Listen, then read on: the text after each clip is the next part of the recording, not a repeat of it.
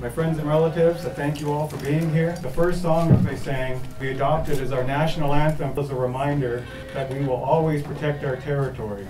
And we do so because we are linked as a people to our territory, and that way of life of fishing and harvesting is connected to that availability and opportunity for our children to be able to fish in the future. We've made the decision to request and demand that Cherry Point, Quinault, be protected, and that the current proposal for a terminal not be allowed. The right thing to do is recognize the constitutional obligation that the federal government has to protect our treaty rights.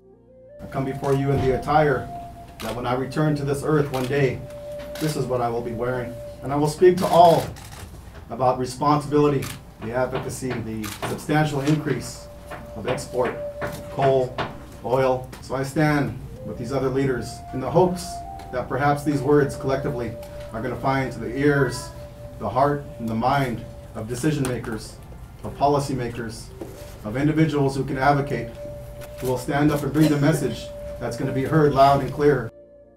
We ask that the Army Corps of Engineers do what's right.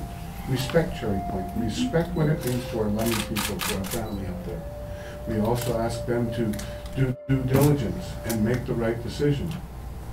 Quite succinctly, as this goes on, we come together stronger. Our voice gets stronger. Tsleil-Waututh says no to exports. We further say hell no to exports.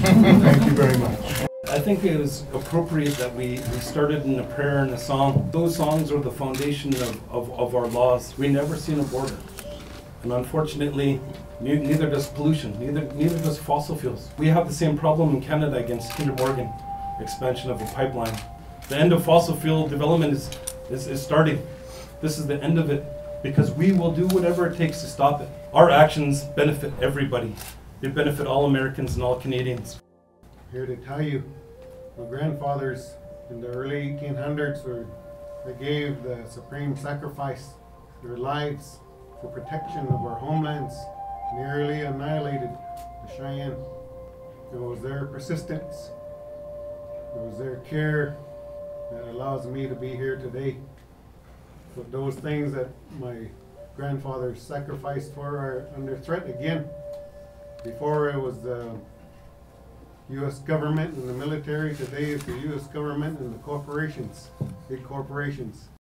My homeland is the Quinault Indian Nation, and it's a land of forests, rivers, lakes, and 23 miles of unspoiled Pacific coastline. Our reservation forests include more than 200,000 acres of some of the most productive forest lands in the United States. In a time when climate change is clearly impacting us in the form of intensified storms, reduced snowpack, drought, sea level rise, ocean acidification, and warmer ocean climates, this country has got to open its eyes and look at the need for clean energy and conservation of energy. Again, thanking all of the community leaders who took the time out to stand with us and really stand for the greater community and protect our territories. The fact that we have so many tribal leaders here standing up for their community means that sovereignty will live on. 7 generations ago, the treaties were signed to carry on a way of life for each of our tribes.